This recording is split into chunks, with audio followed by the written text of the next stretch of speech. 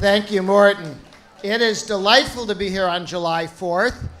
We have to wonder why we celebrate our independence and our liberty on July 4th. We all know from high school that they actually voted independence on July 2nd. Then they passed the Declaration of Independence. So we're independent. 2 days later, here's the Declaration of Independence. Here's why we're independent. And there was another 2 years before it got in the newspapers. Nobody leaked it.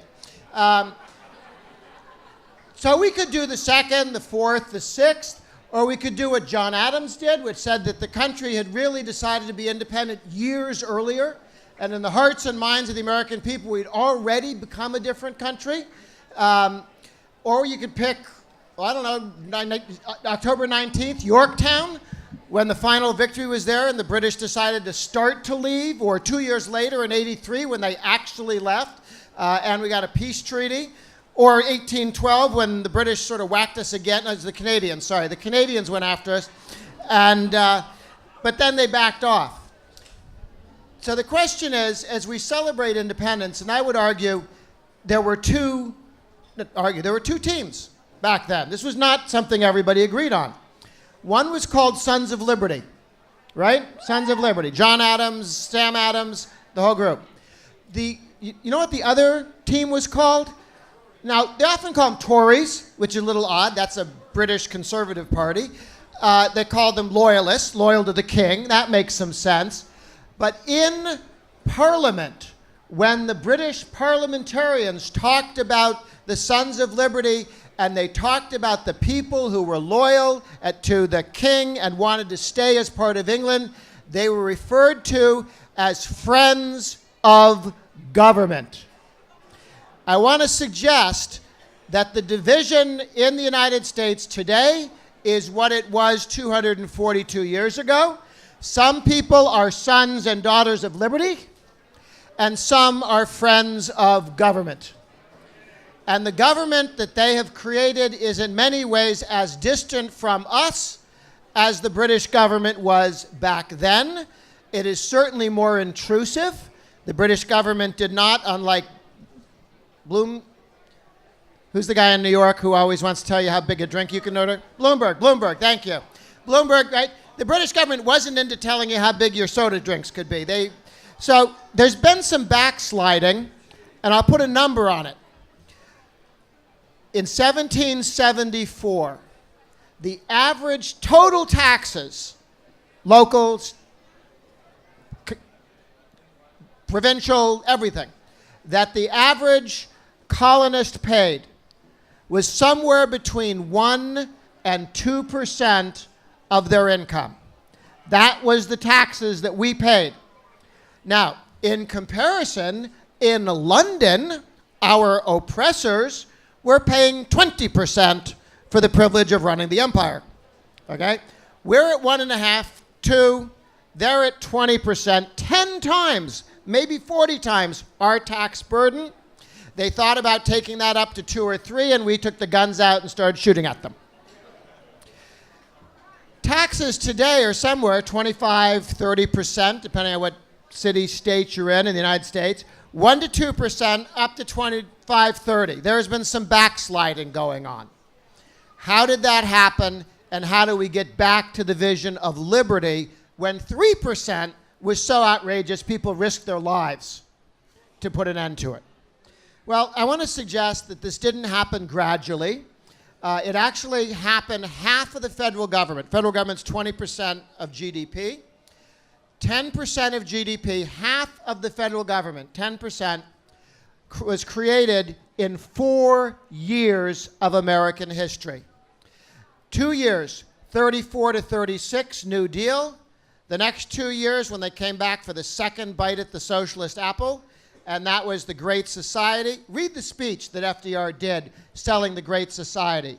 It is bizarre. This spawned trillions of dollars of spending. It is painful to read. Anyway, what did I say? Who? Lyndon Baines Johnson. I misspoke if I said somebody else. It was Lyndon Baines Johnson did the Great Society speech. 64 to 66, 34 to 36, those 4 years, they created all of the entitlement programs that are half of the federal government. So there wasn't like there was this constant running debate we had, and the American people every 2 years checked in and said, this is fine, make it a little bigger. This is fine, let's make it a little bigger. That's not what happened. What happened was the Democrats got supermajorities, lying their way into office. If you look at the Democratic platform in 1932, when our friend Roosevelt was elected, he was going to cut the federal government by half. Okay? That's what and keep the gold standard. So that's not exactly what he actually did.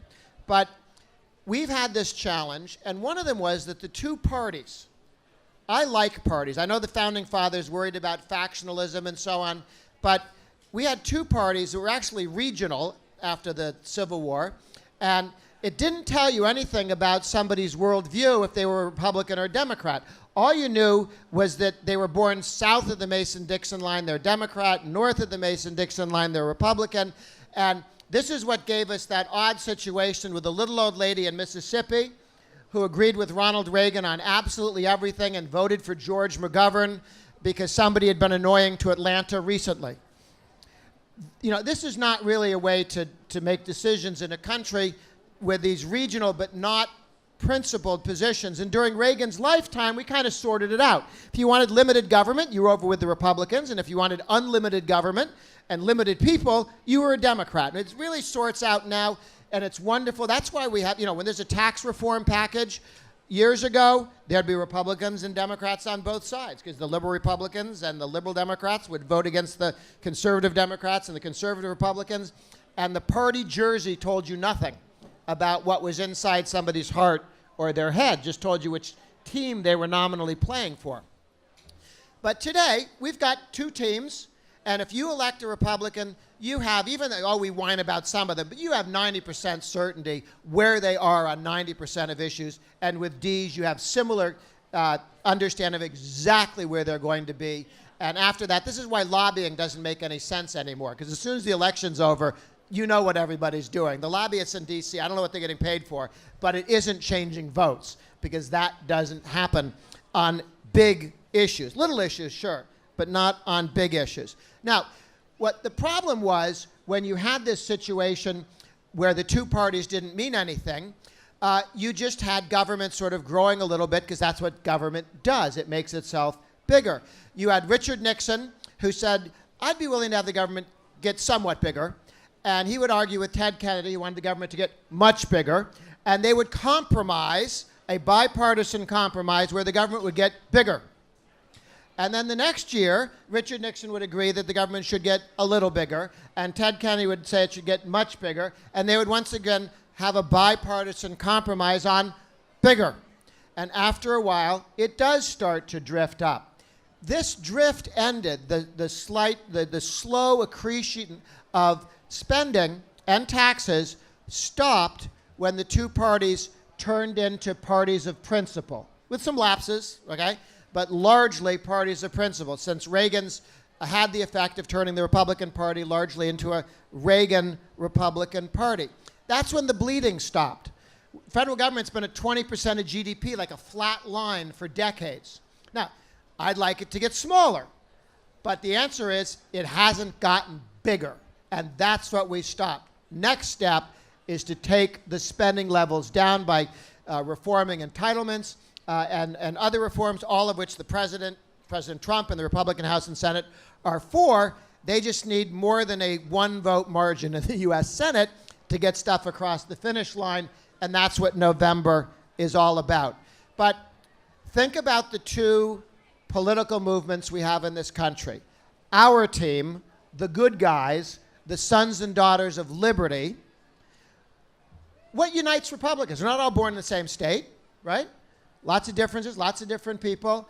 I would argue that if you sit us all around in a room, a big circle and a big table, and we all looked at each other, what we'd recognize is that everybody in that room is there because what they want from the government is to be left alone.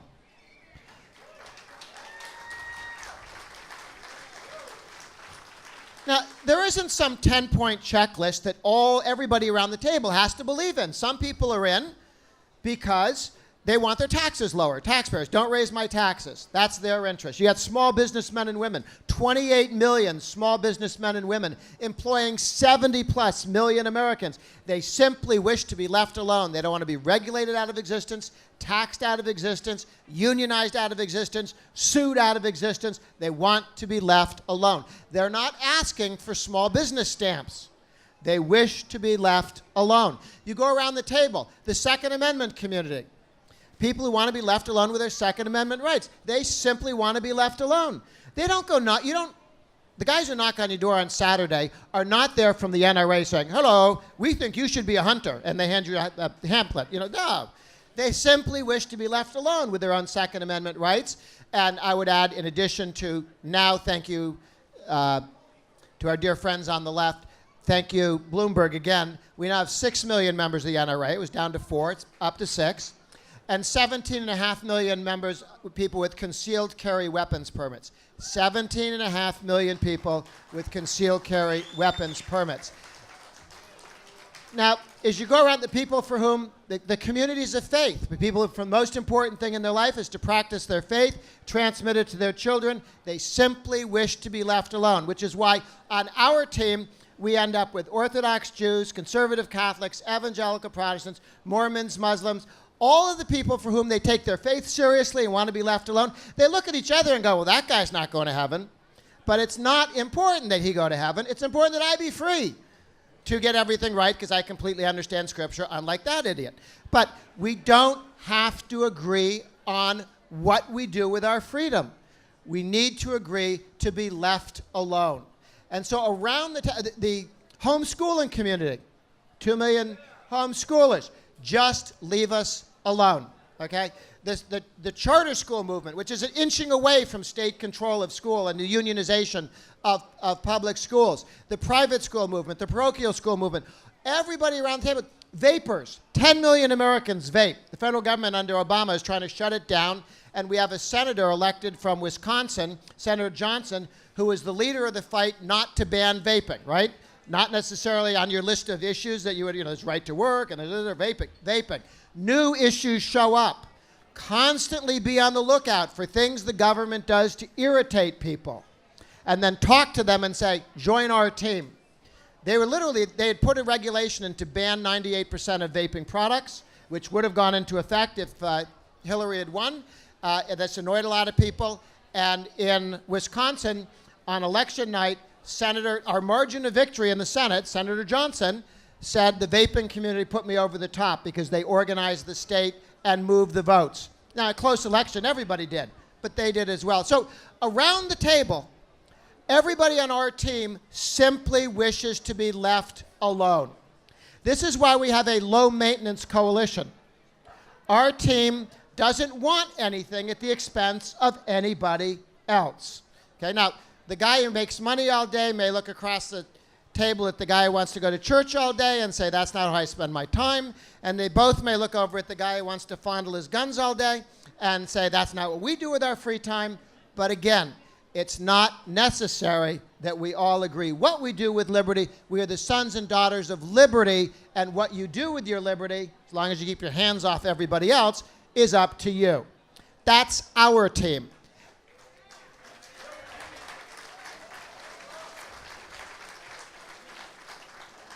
The Friends of Government have their own team. And actually, when Hillary, back in 2000, was doing her listening tour, remember, it wasn't a speaking tour, or she wouldn't win any votes, so she did a listening tour, and then everybody could imagine that she agreed with them and respected them and would pay attention to them in upstate New York. And they're a little slow up there. But anyway, Hillary was out doing this tour about politics, and she said to one group, what we progressives need is one of those meetings like Grover runs. And so the New York press guy calls and asks about this, and I said, well, and I just described our coalition, who's around our table and how we work together. I said, who would be at Hillary's table? More recently stolen by Obama. And around Hillary's table, trial lawyers, the labor union bosses, the big city political machines, everyone who views the government as a means of taking things from somebody else and giving it to them. The Takings Coalition versus the Leave Us Alone Coalition. So you have the two wings of the dependency movement at Hillary's table, people who are locked into welfare dependency and people who make $90,000 a year, managing the dependency of other people, making sure they never get jobs and become Republicans.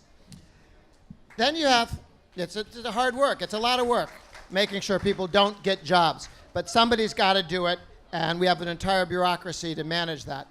You also have around the left's table all the coercive utopians. These are the people who are better and nicer and smarter than you are, and they're quite sure they know how to run your life for you, and they're willing to write all the regulations to make this easy for you to understand. It's in big print. They'll talk slowly. So around there, these are all the people who invented and mandate those toilets that are too small to flush completely.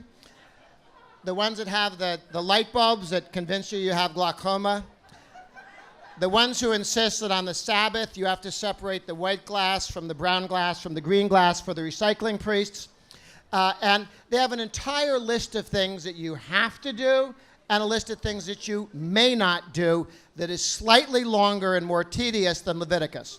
It just goes on and on and on. And they're all rules and laws. You go to jail if you don't do what they want. So those are the two fights. Now the left has a problem.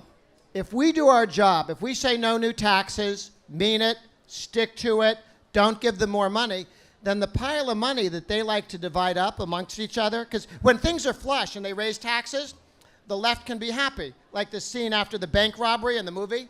One for you, one for you, one for everybody in the Democratic Party's happy because everybody's getting cash and this is working just fine.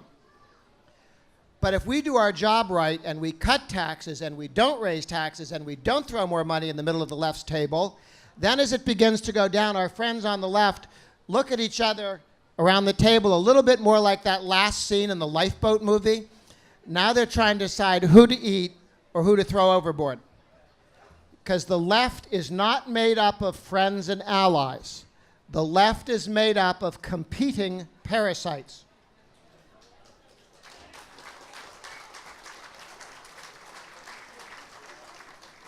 If we do not let them eat taxpayers, they will gnaw on the guy next to them. Our job is to say no new taxes. That's what our Taxpayer Protection Pledge does. And then 2 years from now and 4 years from now, when we meet the left in elections, they're shorter and there are fewer of them. So we have a republic, if we can keep it, and we are asked to keep it every 2 and 4 years. I think we are moving in the right direction, which is forward to the vision of the founders, closer to that 1 to 2% taxation, not the 20% taxation they had in England, not the 25 or 30% taxation we have today, and that Sons of Liberty can and will win as we move forward. And let me just leave with one thought, because this is every day's Independence Day. By that, we mean when we're supposed to remember it and appreciate it and fight for it, because that's every day. Everything that we do can either help move that forward or move it away. There is a wonderful comment by Bertolt Brecht, the communist East German playwright.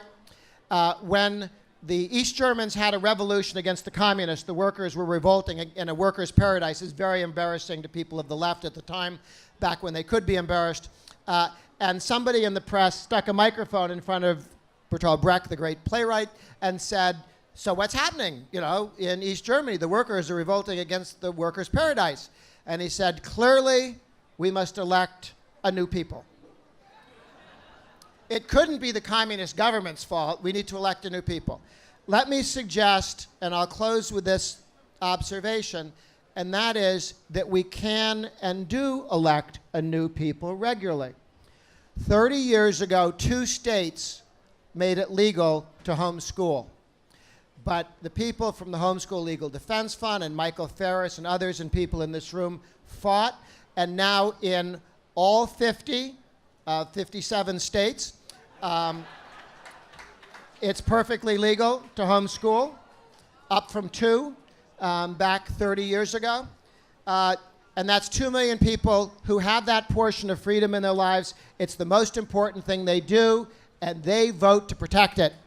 The Second Amendment community, again, Back 30 years ago, there were no states with traffic lights that had concealed carry permits. Florida was the first significantly sized state. I mean, there are a couple of square states out west. But the first state that was significant and large and that the New York Times can spell was Florida in '87, okay, 30 years ago. Fast forward, 17.5 million Americans with concealed carry permits. Almost 2 million of them live in Florida. Why? Because they started first. Florida's ahead of Texas. Florida's ahead of Pennsylvania. Why? They started first, and Texas will keep going. It takes a while for people to get used to it. They ask, can you really do this? I mean, it really works. It's okay, yes. And then your brother gets it, and your wife gets it, and your children get it, and your children's pets get them. And it spreads, and the number of people with concealed carry permits in a state grows. And this is what Hillary misunderstood when she ran against gun rights in 2016. She thought she was having an argument with several dozen elk hunters in Wyoming. She did not understand she was talking to men and women in suburbs and cities and younger women concerned about living and working at home and being out late. It's a completely different issue. I mean, I hunt, but hunters, keep their guns locked up, and they go and annoy Bambi's relatives for a couple weeks a year. People with concealed carry permits carry it with them every day. And it changes the nature of who they are, and try and take that away, it doesn't work. I want to add to that the number of self-employed people in the country. There are now 1 million people on Uber and Lyft. Self-employed people. Hillary Clinton ran for president saying she was going to shut down the independent contractor law, which would make Uber and Lyft a crime, because everybody had to be an employee. Nobody could work on their own. Nobody could be an independent contractor, because you can't unionize those people, and Hillary knew who she worked for and knew who the paying customer was in that case. So as we look at the millions of people in the gig economy, the sharing economy, Uber, Lyft, Airbnb, this is a group that all the government can possibly do is mess with them, and they simply wish to be left alone to work on their hours, on their time, as they wish to, and the government wants to tell them how to do it. So as we go through charter schools, the explosion of kids, and 3 million people in charter schools, the unions want to take those away. The politicians who follow unions, like the New York City mayor, wants to shut them down. But only the numbers of 3 million have stopped them from being able to do that in more states. So every time we create a new liberty, every time we expand liberty, we expand the number of people in the Leave Us Alone coalition and reduce the number of people in the Takings coalition. Thank you very much, guys. We are winning.